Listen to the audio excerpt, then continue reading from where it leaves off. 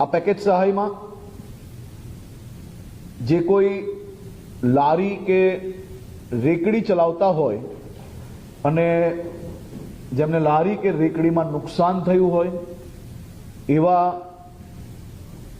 લોકોને 7500 રૂપિયાની સહાય કરવાનું નક્કી કરવામાં આવ્યું છે, જેની નાની કેબિન હોય 40 ફૂટ સુધીની એવા સૌ લોકોને 25,000 રૂપિયાની સહાય કરવાનો નિર્ણય લેવામાં આવ્યો છે।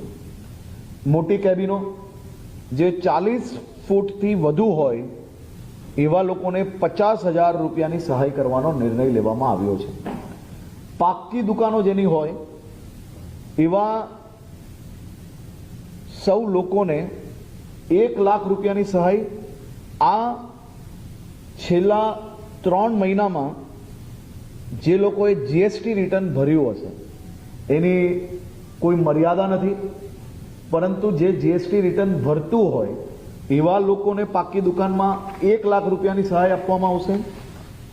જેમની પાક્કી દુકાન છે અને જીએસટી રિટર્ન ભરે છે તેમને સરકાર દ્વારા ખૂબ પ્રોગ્રેસિવ વિચાર રાખીને લોન આપવામાં આવશે।